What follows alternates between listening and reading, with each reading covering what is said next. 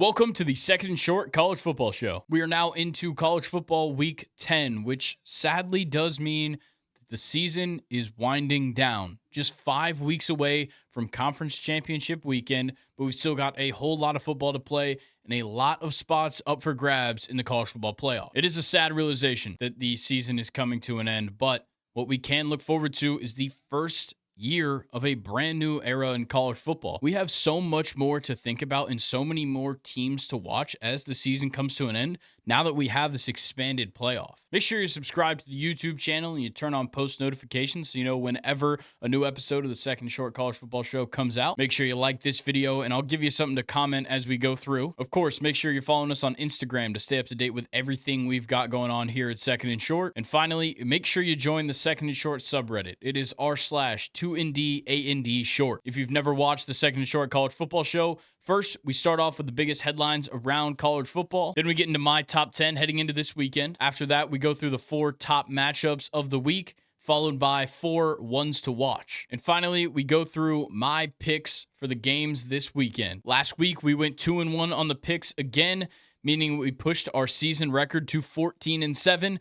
But this week, we're chasing that 3-0 once again this year, looking to go to 17-7. So make sure you stay tuned for the end of the video for me to go through my picks. But without further ado, let's get into the headliners heading into week 10. Our first headline starts with Travis Hunter. He made history in the Big 12, becoming the first player in one season to be the Big 12 Defensive Player of the Week and Offensive Player of the Week. There's a lot of people writing some misleading headlines or just misreading the stories about this, thinking that this all happened in 1 week. Travis Hunter was awarded Offensive Player of the Week for week 9, but he was awarded Defensive Player of the Week for week 3. Now, I'm not going to say that this isn't an unbelievable accomplishment to do so in the same season, but I don't want to take the credit away from BYU's 6th-year linebacker, Matt Jones, who took home Defensive Player of the Week in week 9. Nonetheless, Travis Hunter is having an unreal season as he sits 3rd in Heisman odds, so we'll continue to talk about him a little bit later, but let's get into the next headline. Got some QB news for one of the biggest matchups of the year.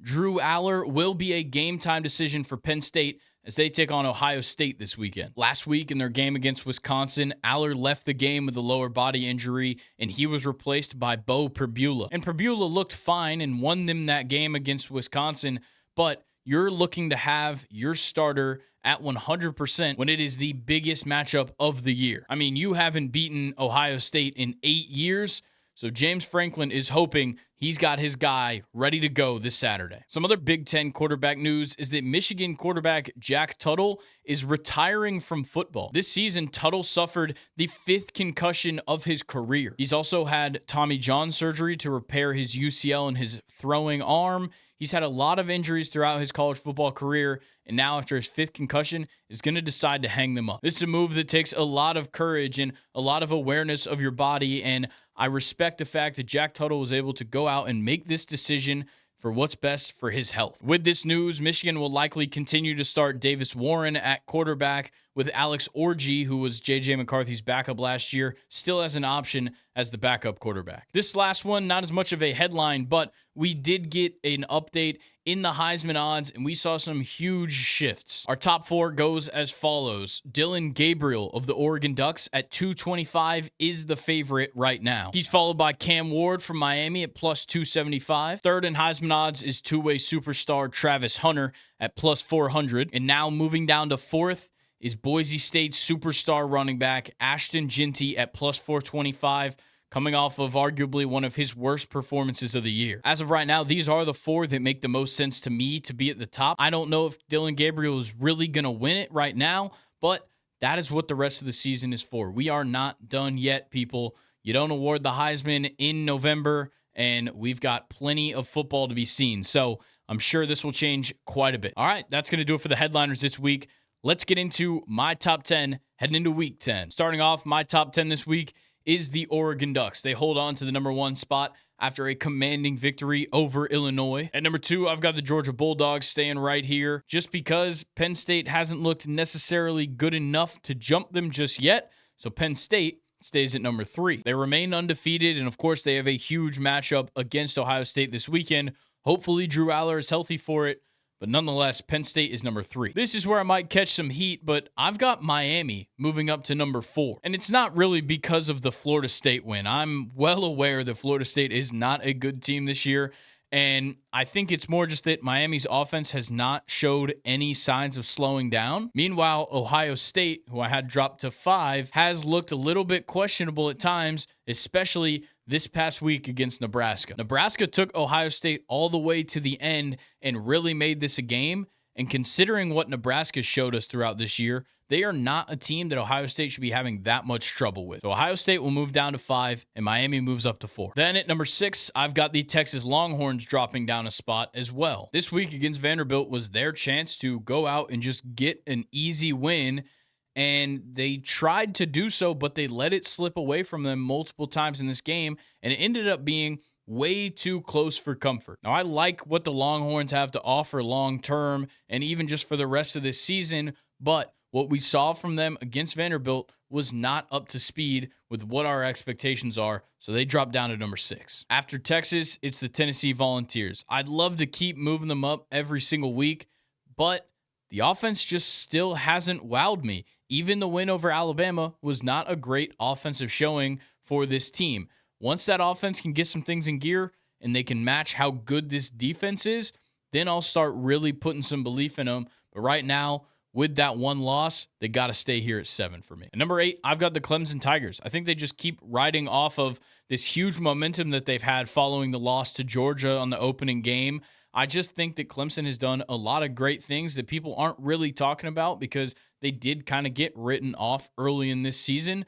But Cade Klubnik is having a great season, and Clemson looks very good all around. Then at number 9, I've got Notre Dame after a big win over previously undefeated Navy. They move up to number 9. You've got an offense that is trending in the right direction. Riley Leonard is looking like a real quarterback over these last couple of weeks, and I'm starting to think that Notre Dame's got a real shot of making a run at the college football playoff. Rounding out the top 10 is Texas A&M. I think they showed the nation this weekend with that win over LSU that they need to be taken seriously, and I've tried to give them some credit these last couple of weeks. They were in my first 4 out for a number of weeks, and it's because they were really close, but they needed a big win. Being the number 8 team in the nation was a big win. I'm really excited to see what Mike Elko and this squad has going forward. So the Aggies come in at number 10. My first 4 out, unfortunately, starts off with the 2 top teams in the Big 12, BYU and Iowa State. And they are joined by Alabama and Indiana. Got to remind you guys, these are not in any particular order. In my opinion, I probably would have put Indiana at number 11 if I had a top 11, but it's just the top 10. Indiana just falls into the group of the first 4 out. All right, that does it for my top 10 this week. Let's talk about the top matchups heading into this weekend. All right, before we get into any matchups this week, I'm going to be honest. This slate kind of sucks, at least when it comes to the big matchups. We've been pretty spoiled the last couple of weeks in college football. We've had a lot of big matchups to talk about. For the remainder of the season, we're really only going to see 1, 2, maybe 3 obviously good matchups heading into these weeks. But that doesn't take away the importance of some of these games. We've got some heated races for the conference championships, for college football playoff spots, and all sorts of things that still need to be sorted out. So, you might have to bear with me with a couple of matchups every week, but I will have some explanations for them. And I'm going to start my explaining right here. Number 10, Texas A&M, heading on the road, taking on South Carolina. I think the biggest thing here is the storylines. Marcel Reed just gave Mike Elko a huge decision to make. Marcel Reed brought the life to this Texas A&M team that propelled them to a victory over a top 10 team last week. Not only did he bring them a win, he also kept them in contention for the SEC championship. They remain undefeated in the SEC and kept the hopes of a college football playoff appearance alive. But on the other side of this matchup, South Carolina is more than capable of playing spoiler here. Just ask LSU and Alabama, because they took both of them the distance and almost snagged wins off of both of them. Now look, I'm not sold on South Carolina as a good team, and my opinion on Shane Beamer has certainly been trending towards Nepo baby, but I know that they're capable of making a good team look bad. If Marcel Reed gets the start for Texas A&M, South Carolina can go back to what they did for Jalen Milroe, because they did a great job slowing him down in the running game and just slowing down the whole Crimson Tide rushing attack. They held Jalen Milroe to 18 carries for 33 yards. Now, he did rush for 2 touchdowns in that game, but you also slowed down Jam Miller, kept him below 50 yards in this game. So if you can slow down the rushing attack of Texas A&M, you're going to give yourselves a shot. I think the biggest problem that South Carolina is going to face is that A&M's defense is good enough to stop them in both rushing and passing. If you look at the numbers, this South Carolina offense is pretty much just a worse version of what Texas A&M's been rolling out this year. So, of course, I'm going to go with the Aggies, but don't count out South Carolina to play them pretty close. On to our next matchup, and it will need some explaining as well. We've got Duke heading on the road to take on number 5, Miami. Here we go, people. The Manny Diaz revenge game. Obviously, I'm kidding. Manny Diaz is not a great coach. He wasn't very good at Miami. There's no revenge to be had, but Duke is still a competent team. And I'm aware, Cam Ward probably will body bag Duke's defense. But the offense is definitely capable of making something happen. We've already seen Miami's defense give up plenty of points to some pretty bad offenses. So Miami probably puts up, 45, 50 points in this game. But Duke is more than capable of putting up 38 or 45 points in this game. And I don't doubt that they could make this one entertaining. Their defense shouldn't be slept on either. They're a top 35 defense in the country. The only defense Miami's faced that's currently ranked higher than Duke was Cal, and Cal arguably should have won that game. So don't sleep on Duke to play the Canes close, because Miami has not strayed away from close matchups all season. Now, I am going to go with Miami, but I think Duke really does take him the distance. On to our next top matchup this week. We've got undefeated number 18 Pitt taking on number 20 SMU. Now, this is the matchups we're looking for. You've got a huge matchup between the number 3 and number 4 team in the ACC right now. You got 2 top 25 opponents going up against each other. You, of course, have this undefeated Pitt team that has looked phenomenal, but certainly played some close ones at times. And then SMU, who's looked fantastic outside of a loss to an undefeated BYU team. Now, you're not going to just skip out on your favorite team to watch Pitt versus SMU, but I recommend you check this one out, because these are 2 teams that are very, very interesting to watch. And if you haven't watched them this season, these are 2 teams that you could potentially be watching in the college football playoff. Look, Pitt is undefeated for a reason, and SMU has a hell of an offense that has been capable of putting up some great numbers. And like I said, both of these teams could potentially show up in the college football playoff, because both of them are very well in contention for the ACC championship game. And if they do show up there, these aren't teams that I'd write off against a Miami or Clemson. You've got the number 25 and number 26 offenses in the country. SMU, 33rd in total defense this season. Pitt, a little bit more average at 56th, but still, these are 2 teams that are doing it extremely well on both sides of the ball, and they have been all season. And with these 2 teams at number 3 and number 4 in the ACC, they're just kind of waiting on their opportunity, but whoever wins it this time is going to be the one in position to maybe take on Miami or Clemson in the ACC championship game. I think I'm going to side with the Mustangs. I've really liked watching SMU a lot of times this year. I know last week was a little bit questionable going to overtime with Duke, but they pulled out a win, a nasty one at that, but it showed some resiliency. I think they're going to take Pitt the distance, and I think the Mustangs get it done. All right, this is the big matchup you've all been waiting for. Number 4 Ohio State heading on the road to State College to take on number 3 Penn State. And let's start off with the history, because it ain't great for Penn State. They've only won this matchup 5 times in this century. And more unfortunate than that, this is Penn State's biggest rivalry, and it's obviously not Ohio State's, and they still dominate this matchup. And that's a really sad spot to be for a college football team, but Penn State looks way different than what we've seen in past years. And so has Ohio State, but not necessarily in a good way. I think we've seen a lot of weak points for this Ohio State team throughout this season that could allow Penn State to potentially take a win out of this matchup. The most notable weak point that we saw at Ohio State, I already mentioned, was the game against Nebraska last week. You shouldn't have been in that position whatsoever with a team like Nebraska, but you still found yourself there. Ohio State has a lot of things to address before this game.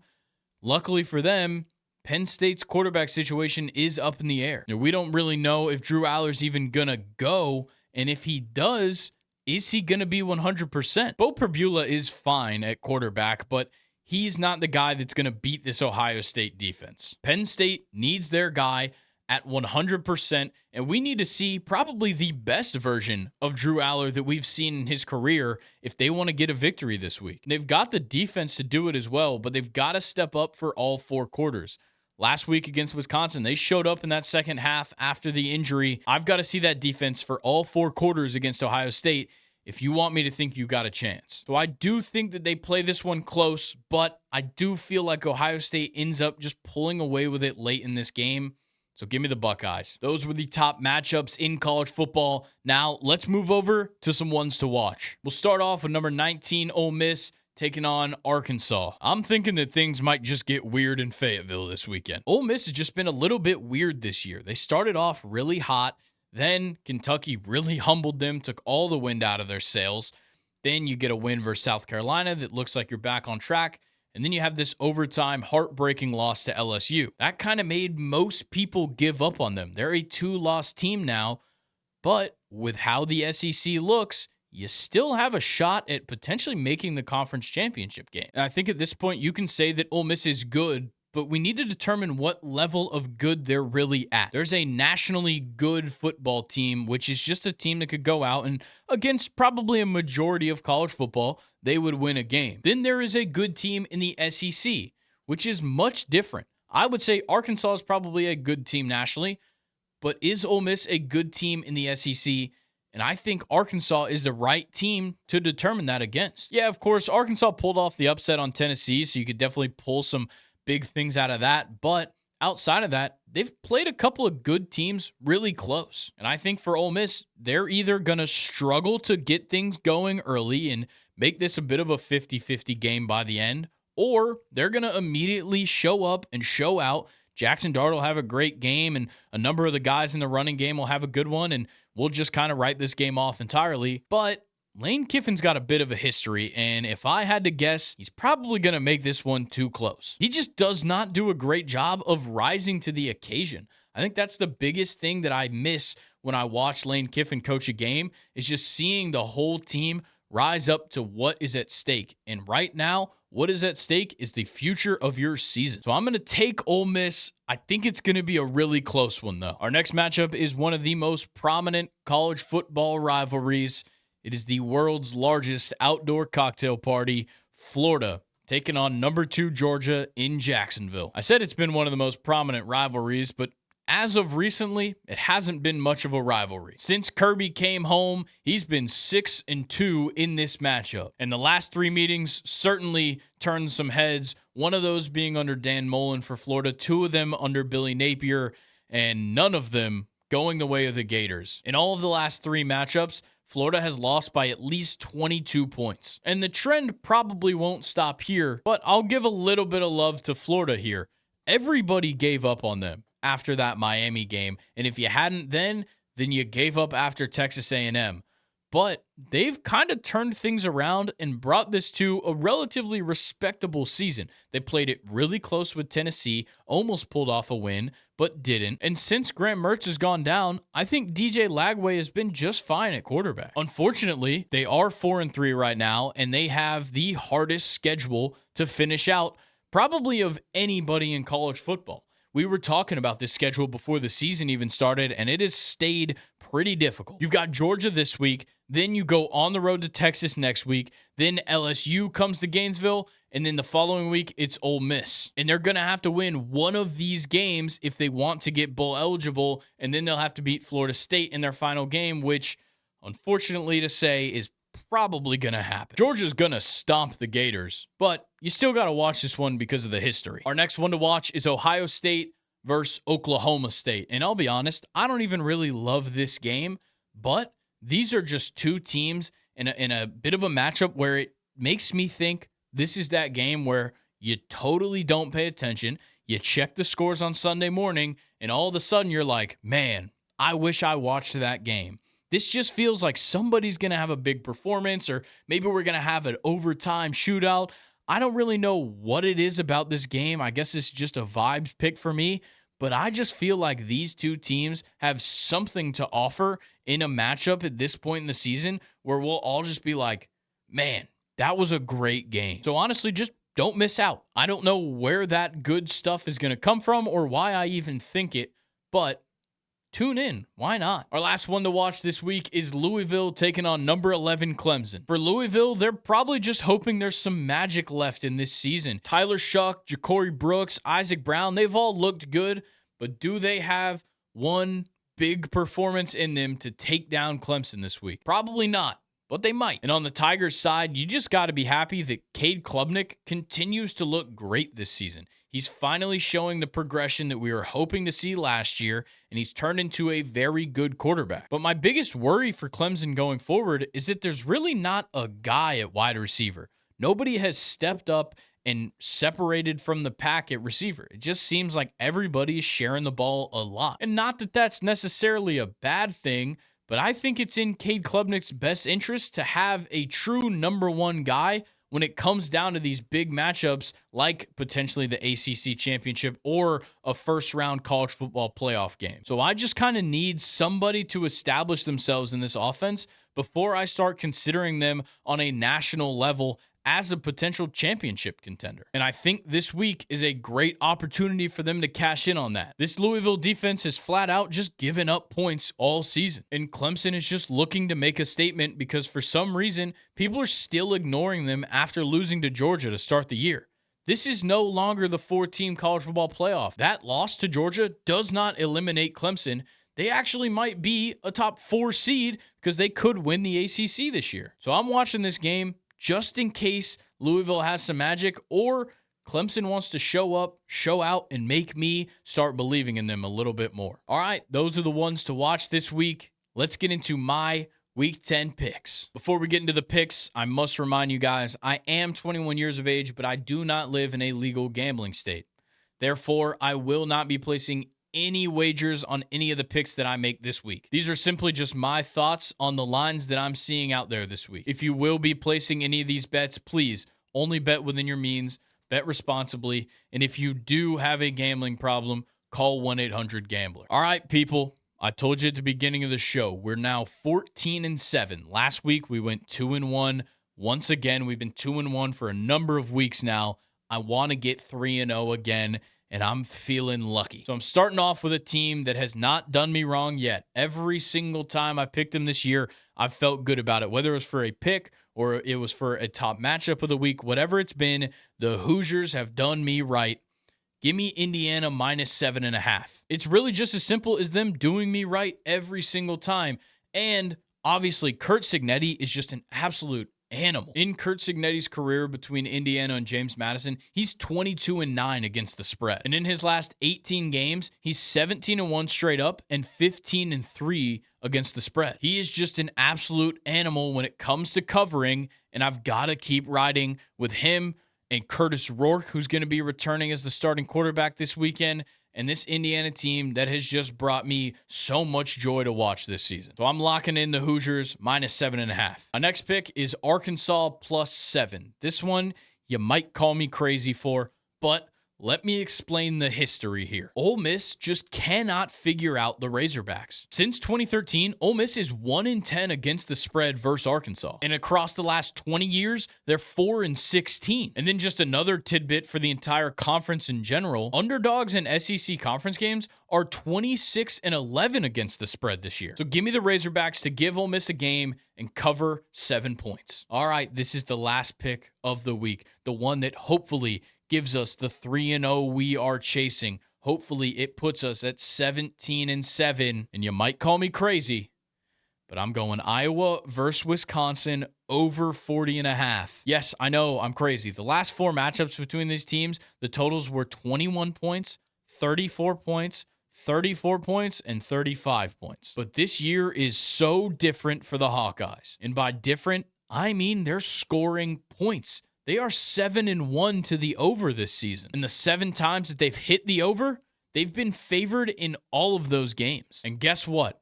They're favorites once again this week. As of right now, they are 3-point favorites against Wisconsin. The offense is much improved for the Hawkeyes, and Wisconsin doesn't have an offense to write off either. They've looked good at times this year too. So I think 40.5 is the way to go. So give me the over for the Hawkeyes and the Badgers. All right, those were my Week 10 picks. Let me know what you think of them down in the comments. Maybe share a pick with us down there as well. Of course, make sure you're subscribed here on YouTube and you turn on post notifications to see whenever anything gets uploaded here. Make sure you're following us on Instagram to stay up to date with everything we've got going on with Second and Short. Join the Second and Short subreddit, r/2nd AND short. And before we get out of here, I just want to thank everybody who has watched any piece of Second and Short content, because this Saturday, November 2nd, is the 2-year anniversary of Second and Short. Our 200th episode of the podcast was on Monday. If you haven't watched that, go check it out. I just want to thank everybody that has been here at any point in the ride, whether you're brand new to the channel or you've been here all the way through. I just want to thank you guys for 2 wonderful years of Second and Short, and here's to the future. So thank you guys for watching. I'll catch you guys later. Peace.